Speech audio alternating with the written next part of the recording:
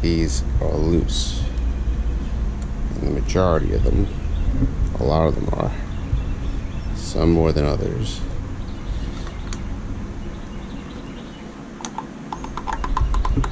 And I believe that's the sound I'm hearing, so that should correct that. We're just gonna look and see how true this tire is. And I'm eyeing it up, and it looks actually true. So I'm just going to go through a tightening process here, but I want to make sure that it remains true as I tighten it, because I could screw it up. So we're going to I'm going to show you what I'm doing. I never did this before, so you're going to see me go through it the first time, and maybe it'll help you out if you want to do it yourself as well. Just going to find a spot where you could tie this onto the bike and be able, so that when it's tight, it's going to touch the wheel. To the back of my rack here. Right now it's going to the tire. I need to get this closer to the rim. We should do this from the rim. That's where the adjustments are. And then from there, that'll correct the tire. So this is going to have to be shortened down. At first I didn't understand why people were cutting it, but now I see it just makes it easier. I'm trying to avoid just plastic waste that's sharp when you cut them. So, you know, I use a lot of Velcro, and I actually like these things. I own quite a bit of them, and the reason I bought more recently because I had some that were very old, and they still work to this day. They didn't break. So, but watch this. I could just come in here and take this guy and put him right where I need to go here. You're gonna need a spoke wrench for the Rover, Rad Rover. 2018 uses 12 gauge. So we found the 12. I'm going to use the valve as a reference point. Tire rotates this way. Well, I'm going to rotate the tire this way actually. So I'm going to we'll bring the tire forward. We'll start the one right underneath the valve, just so I know where I am. Let the wrench fall into place. Next one. Now I'm already fearing I'm gonna lose track, so what I'm gonna do is I have these little things, and I could always use that to mark my spot. I haven't adjusted that one yet, so I just want to make sure I'm still true. Obviously I didn't do anything yet. I just tightened one, so I can't imagine I did any damage yet, but that allows me, it's like, okay, now here's where I was. Okay, so clockwise from this position, it means I'm going to be turning it to the right. Here's my 12. See, it's kind of, I have to get used to using this. Once again, it's my first time. Be gentle. Now this one's pretty tight. I'm going to move on.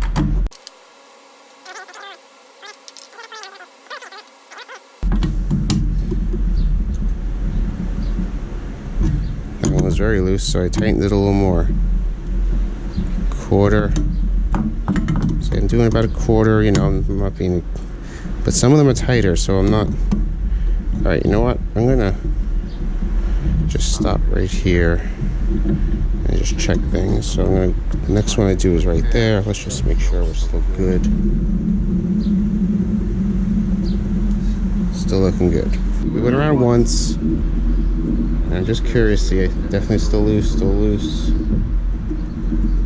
Definitely loose. Okay, so I'm gonna have to do this at least 2 or 3 times. So here we go, round 2. Quarter turn. That one's good. No, I'm not. Dang. See, I just turned it the wrong way. I wonder how many I did that for. Clockwise. Clockwise. Clockwise. So you're gonna encounter some that are good. Or that are, and that should give you, like, that one right there is good. So now I could feel like, okay, don't go anywhere beyond that for any of your tightening up. So I'm gonna just make sure the tire is still good. Tire's still good. Let's keep going.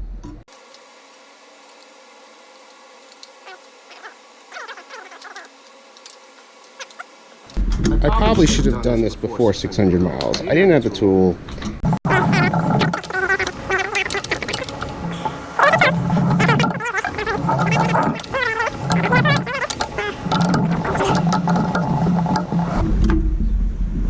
Okay, it's round 3. Let's check how true we are.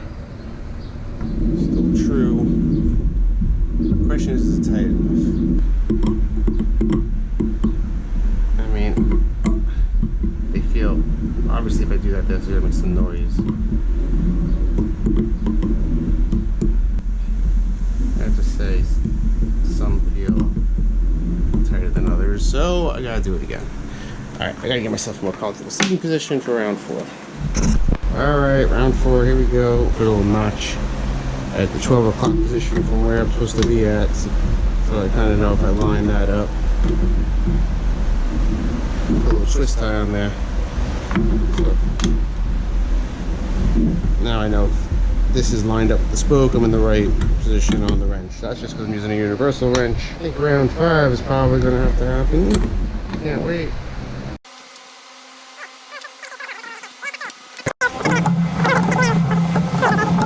I guess I should check it.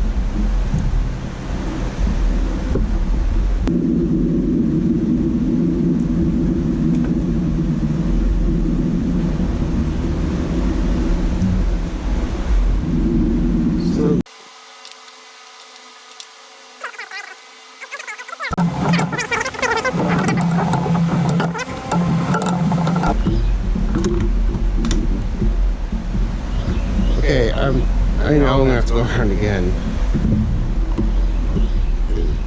but I will actually tell you that they're making far less noise when I squeeze them, so this is definitely making a difference. This is just one of those things. Look at that, still a half turn, like almost quarter turn. So this is round 5 here, and if I did about a quarter turn for each of them, that means each of these is spun about 1 full turn. I mean, in some of them I didn't turn at all. So the looser ones maybe are on like a turn and a half by now. But a couple of turns over, like if you're tightening these down more than a couple of turns, I'm thinking maybe you're doing too much. Because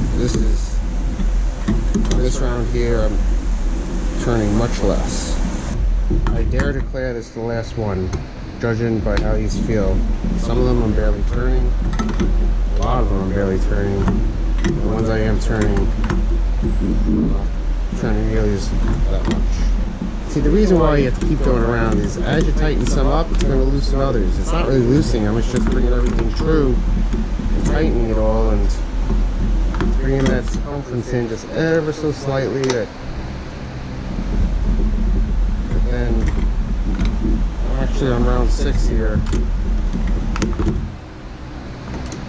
Round 6, folks.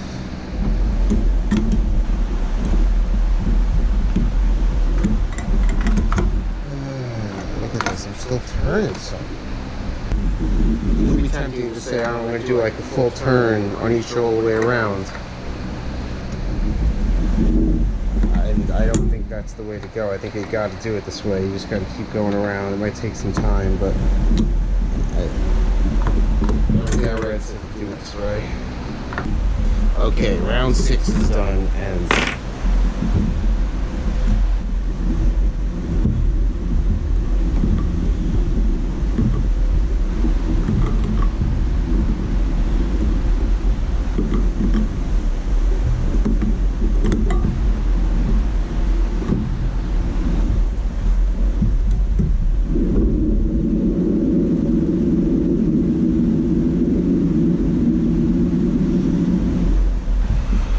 I guess I was debating. Some of them, you know, I'm going to leave it at that. I've given them all a good amount of turns. I don't want to tighten too much. I know I could always come in and do this again if needed. Okay, alright, we have success with spoke tightening. No clicking sound.